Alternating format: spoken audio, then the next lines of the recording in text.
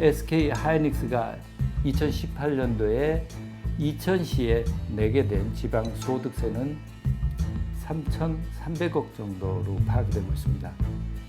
이천시가 거둬들이고 되는 지방 소득세의 92%를 SK 하나의 기업을 통해서 받게 됩니다.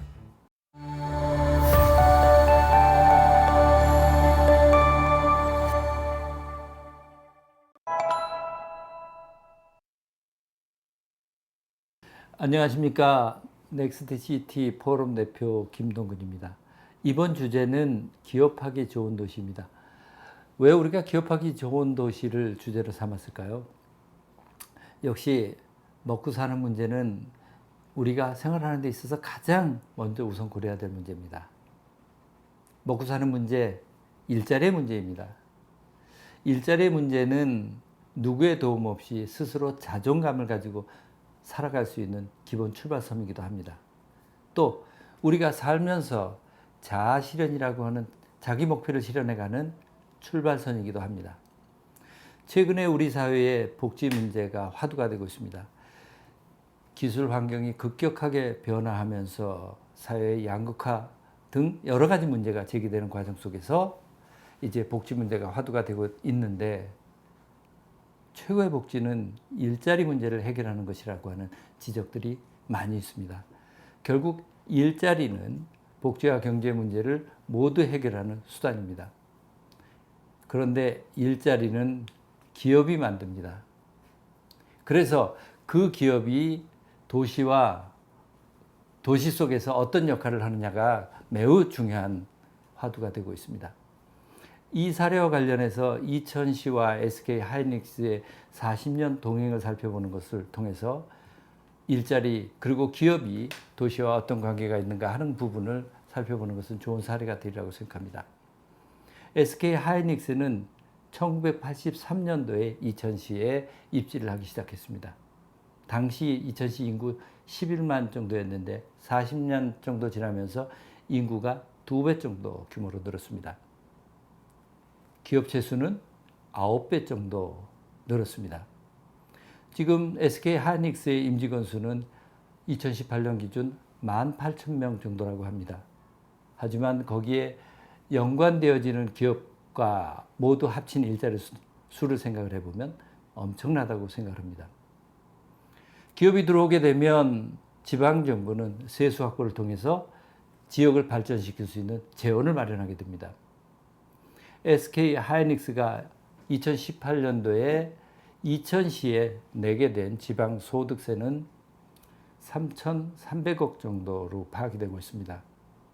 이천시가 거둬들이고 되는 지방 소득세의 92%를 SK 하나의 기업을 통해서 받게 됩니다. 지방세수 3,300억 어느 정도이냐면 매우 큰 액수입니다. 경기도에 있는 이천시와 비슷한 규모의 인구를 가진 K라고 하는 도시가 1년 동안 얻게 되는 세수가 1,800억 정도에 머뭅니다. 결국 SK 하이닉스 한 기업을 통해서 얻는 세수가 비슷한 규모의 인구를 가지고 있는 도시가 1년 동안 얻는 세수의 약 2배 정도 된다라고 하는 것입니다. 한 개의 기업이 얼마나 한 도시를 바꿀 수 있는가 하는 것에 대한 단적인 사례라고 할 수 있겠습니다. 이제는 도시가 기업을 선택하는 것이 아니고 기업이 도시를 선택하는 시대가 되었습니다. 그러면 기업은 어떠한 도시를 선택을 할까요? 무엇보다 기업하기 좋은 환경 그리고 인재가 풍부한 도시가 선택의 기준이 되는 것입니다. 그리고 특히 그 인재 중에서 창의적인 젊은 인재들이 많은 곳을 우선 선택을 하게 됩니다. 그렇다면 젊은 세대는 또 어떤 도시를 원하게 될까요? 우선 일자리가 많아야 되겠죠. 그 일자리가 보수가 좋은 일자리여야 되지만 꼭 보수만을 가지고 기준으로 삼지는 않습니다. 보수는 어느 정도 됐다면 그 다음에는 문화가 있는 도시 또 다양성이 넘치는 도시를 선택을 하게 됩니다. 문화를 향유할 수 있는 도시, 친구들하고 만나서 놀고 즐길 것, 그리고 편하게 여가를 갖고 있는 그런 도시를 젊은이들은 선택을 하게 됩니다. 그리고 도시의 독특한 라이프 스타일을 가진 매력적인 도시여야 됩니다. 외부 인재와 문화에 대해서 수용성이 높은 개방적인 도시일수록 젊은 세대가 많이 선택하는 젊은 인재가 모여드는 도시인 것입니다. 그리고 젊은 인재가 모여드는 곳에 기업이 입지 선택을 하게 된다는 것입니다. 이제 시대의 흐름은 바뀌고 있는 것에 모든 기업 정책에 있어서 시대 기술이 바뀐 것을 우선적으로 고려할 수밖에 없습니다. 제조업 중심의 산업화 시대에서 지식 정보화 시대로 급속하게 이동을 하고 있습니다. 시대가 변함에 따라서 역시 그 변화된 시대에 맞는 일자리에 대한 요구되는 핵심 역량 또한 달라지고 있습니다. 이미 우리 사회는 4차 산업혁명에 깊숙이 들어와 있습니다. 인공지능, 빅데이터, 드론, 로봇 등 4차 산업혁명에 맞는 그 많은 역량들을 요구하고 있는 것입니다. 그리고 우리 사회는 이미 초연결된 지능화 사회가 되고 있습니다. 이제 이러한 시대 변경에 맞춰서 기업들이 입지하고 기업들이 와서 활동하기에 좋은 여건을 어떻게 만드느냐, 그 시대 흐름의 방향에 맞추느냐에 따라서 도시의 운명이 결정된다고 해도 과언이 아니라고 생각을 하고 있습니다. 경제를 바라보는, 그리고 경제학에서 요구되고 있는 기준들이 바뀌고 있습니다. 전통 경제학에서는 토지, 노동, 자본을 생산의 3요소로 봤습니다. 그런데 이제 지식정보화 시대에서는 사람, 아이디어, 지식이 경제의 3대 요소로 보고 있습니다. 이제는 기술이나 자본이 없어서 상품을 못 만드는 것이 아니라 아이디어와 지식이 없어서 상품을 못 만들거나 못 파는 시대가 된 것입니다. 결국 인재가 가장 중요한 시대가 되었다고 하는 것입니다. 기업이 그리고 도시가 이러한 시대 변화에 대해서 어떻게 바꿔가고 대응하는 것이 필요한 것인가 하는 것들을 시사점을 주는 도시들을 국내에서 찾아보도록 하겠습니다. 먼저 외국 도시 시애틀입니다. 시애틀은 획기적인 기업이 바꾼 도시로 유명합니다. 시애틀에는 마이크로소프트사가 본사를 두고 있습니다. 그런데 마이크로소프트는 본래 뉴메xi코주에 있는 앨버커키라고 하는 도시에 있다가 이전해서 시애틀로 본사를 이전했습니다. 처음에 마이크로소프트사가 시애틀로 본사를 이전할 때는 어느 누구도 그 작은 기업이 어떻게 큰 변화를 바꿀 것이라고 생각한 사람이 없었습니다. 하지만 시애틀로 본사를 옮긴 마이크로소프트가 기업이 확장이 되고 그리고 그 기업 문화가 시애틀을 바꿔가게 되게 됩니다. 지금은 시애틀에는 마이크로소프트와 아마존의 본사가 있습니다. 두 기업의 직원 규모만 해도 6만 명이 됩니다. 이제는 전 세계에서 기업들과 인재가 모여드는 혁신 도시로 변화되었습니다. 국내 도시는 두 도시를 비교해 보고 싶습니다. 반월 시아 국가산업단지와 그리고 판교 테크노밸리입니다. 우선 반월 시아 국가산업단지의 경우에는 한때 우리나라 제조업의 메카였습니다. 그런데 2014년부터 2019년까지 5년 동안의 변화를 보게 되면 시대 흐름이, 기술의 변화가 어떻게 바뀌는가 하는 것들을 단적으로 볼 수 있습니다. 지난 5년 동안에 반어시아 국가 산업단지의 생산액은 30%가량이 줄었습니다. 86조에서 60조로 26조 원이 줄어든 것입니다. 종사자 수도 20%가량이 줄었습니다. 29만 명에서 23만 명으로 6만 명 정도가 줄어들었습니다. 가동률도 평균 10% 정도가 줄어드는 모습을 보입니다. 물론 반어시아 국가산업단지에 대해서 국가나 지방정부가 손 놓고 있었던 것은 아닙니다. 어떻게 해서든지 그 산업단지를 경쟁력을 갖추도록 많은 노력을 했습니다. 하지만 큰 시대 흐름의 기술의 변화에 앞서가지 못하는 그런 산업단지의 모습은 피할 수 없는 현실이 되었습니다. 반면 판교 테크노밸리는 눈부시게 성장을 했습니다. 2011년부터 2018년까지 7년간 보게 되면 매출액이 2018년 기준 87조 원에 이릅니다.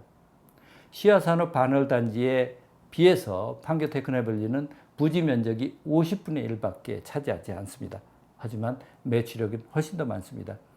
입주 기업체 수도 1310개 정도가 되는데 그중에 90%가 첨단 기업으로 이루어지고 있습니다. 종업원들의 연령을 보더라도 20대, 30대가 전체 반기업 탱크나밸리에 입주한 기업체의 67% 정도를 차지하고 있습니다.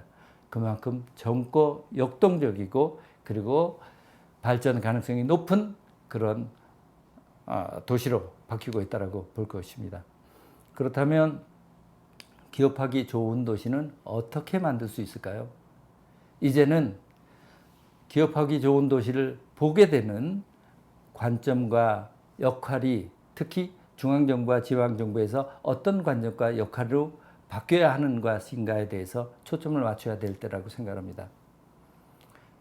무엇보다 산업화 시대, 성장 시대에서 지식 정보와 성숙 시대로 바뀌었다라고 하는 것을 제대로 인식해야만 합니다.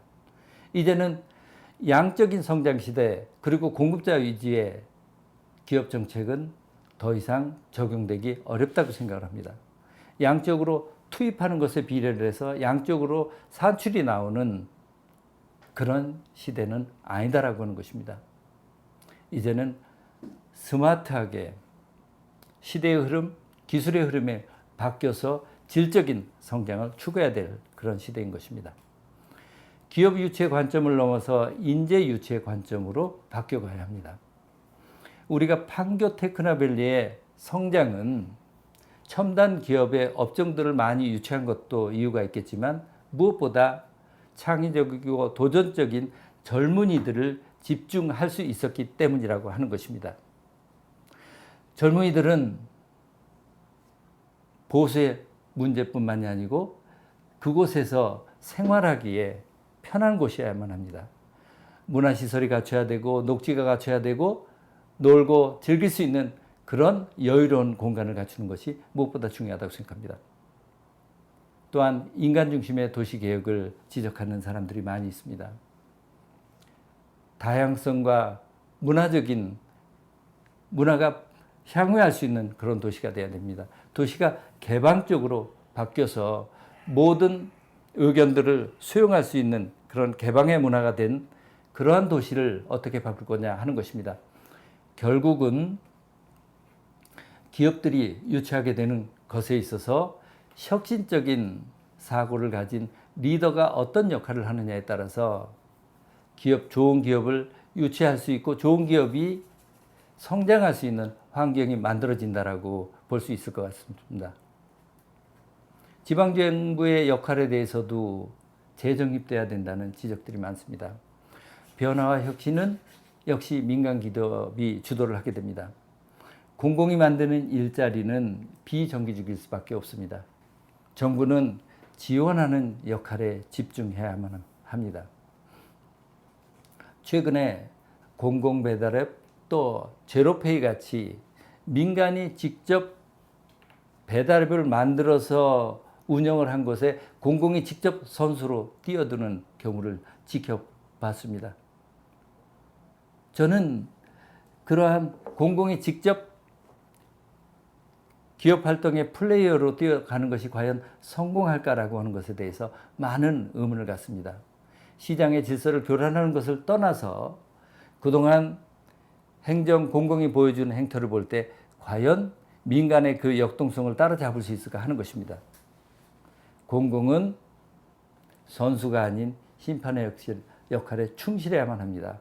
공정한 거래가 되지 않을 때 그것을 공정한 거래가 되도록 안내를 하는 심판의 역할에 충실해야 된다고 하는 것입니다. 공공은 시장의 심판을 보완하는 역할을 수행하는 것으로 만족해야 한다고 생각합니다. 시장 자본주의 경쟁에서 보면 시장의 실패가 있을 수밖에 없습니다. 단적인 예로 소득의 양극화가 심화가 된다든지 경쟁 속에서 그 경쟁에 참여를 했을 때 충분히 자기 역할을 하지 못하는 사람들이 분명히 나타날 수밖에 없습니다. 이 분야에 공공이 참여를 하는 것에 머물러야 되지 않는가 하는 그런 생각을 하게 됩니다. 시장 자본주의에서는 국가가 모든 국민을 잘 살게 하게 하는 책임을 가질 수는 없습니다.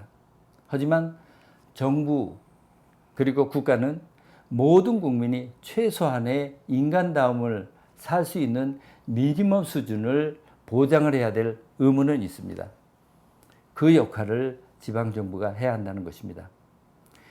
그리고 데이터가 경제 활동을 하는 데 있어서 가장 중요한 자원이 된 시대가 됐습니다. 공공은 어떤 형태로든지 데이터를 수집하고 모으는 독점적인 위치에 있는 경우가 많이 있습니다.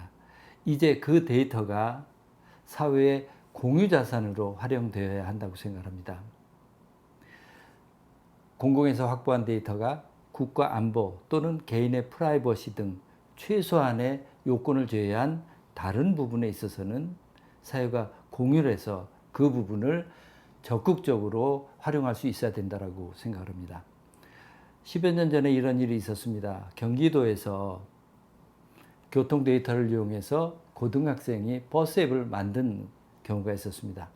경기도에서는 교통 데이터를 임의적으로 사용하는 것이 옳지 않다고 생각을 해서 그 부분을 막았었던 사례가 있습니다. 하지만 이제는 그래서는 안 된다고 생각합니다. 세금을 통해서 얻어진 민간의 데이터를 이제는 사회의 공유자산으로 활용하는 것은 너무도 중요한 일이라고 생각합니다. 혁신산업 생태계를 조성하는 문제도 저희들이 놓칠 수 없는 부분입니다.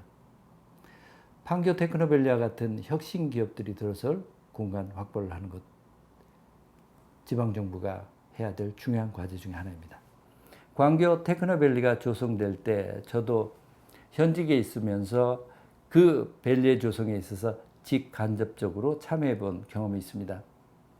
당초 경기도에서는 광교 테크노밸리에 있어서의 부지 면적을 100만 평 정도 요구를 했었습니다. 국토부가 10만 평 이상은 안 된다라고 하는 것을 어렵게 설득해서 20만 평 정도의 판교 테크노밸리를 공간을 확보를 할 수가 있었습니다. 지금 생각해 보면 너무나 아쉽습니다. 판교 테크노밸리가 만들어진 지 얼마 지나지 않아서 제2, 제3의 테크노밸리를 만드는 것을 보게 된다면 조금 더 첨단 기업들이 들어설 수 있는 공간 확보를 위해서 노력을 하면 얼마나 좋을까 싶습니다. 주택 부지를 확보하기 위해서는 그린벨트를 해제해서 확보하는 경우를 종종 보게 됩니다. 하지만 첨단 산업단지를 위해서 그린벨트를 해제하는 경우는 아주 보기가 어렵습니다. 아직까지도 첨단 산업단지는 주택 부지를 확보를 하고 부수적인 일로 생각하는 것이 우리들의 현실이 아닌가 싶습니다. 스타트업 기업의 육성 및 지원 정책도 필요하다고 생각합니다. 잘 아시는 것처럼 스타트업 기업은 경제 생태계에 있어서 매우 활력을 주게 되고 활성화시키게 되는 역할을 합니다. 하지만 스타트업 기업은 일부만 성공을 하고 대다수는 실패하는 것이 스타트업 기업입니다. 결국 우리가 실패에 대해서 얼마나 용인하는 문화를 만들 수 있느냐 하는 것이 중요하다고 생각합니다. 세계적인 기업이 된 그 기업도 대부분 출발은 다 스타트업 기업으로 시작을 했습니다. 그 스타트업 기업이 결국은 세계를 주도하는 기업이 되고 한 도시의 변화의 흐름을 만들어 갑니다. 4차 산업혁명에 적합한 인재 육성 프로젝트도 저희들이 놓쳐서는 안 될 대목이라고 생각합니다. 한 보고서를 보니까 지금 초등학생들의 경우에 그들이 사회에 나가서 갖게 될 직업 중에 65%인 현재의 65% 직업은 현재 초등학생들이 그들이 산업의 현장에 들어왔을 때는 그 직업들은 사라지게 될 것이라는 그런 지적들이 많습니다. 20년, 30년 후에 우리 기술이 세상이 어떻게 바뀔지 예측하기는 굉장히 어렵습니다. 결국은 끊임없이 공부를 하고 기업 활동을 하면서도 그리고 끊임없이 공부를 하는 학습 생태계를 만들지 않으면 안 된다는 그런 뜻일 것입니다. 평생 학습 도시를 어떻게 만드느냐라고 하는 것이 중요한 과제로 대두되는 이유이기도 합니다. 저는 삼성전자가 있는 수원 부시장에 근무한 적이 있습니다. 삼성전자라고 하는 글로벌 기업이 있는 곳은 주변이 환경이 많이 다릅니다. 젊은이들이 활기가 넘치고 있는 지역들이 많습니다.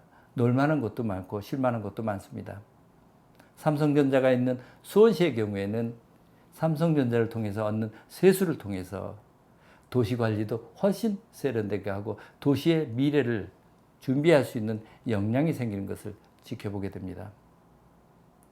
결국 도시의 미래는 기업이 흥망을 좌우한다라고 해도 과언이 아닙니다. 그리고 도시의 미래는 결국은 일자리에 있다고 생각을 합니다. 좋은 기업이 좋은 일자리 만든다라고 하는 것은 너무 당연한 일이 되어버렸습니다. 결국 지역하기 좋은 도시가 넥스트 시티라고 생각을 합니다. 감사합니다.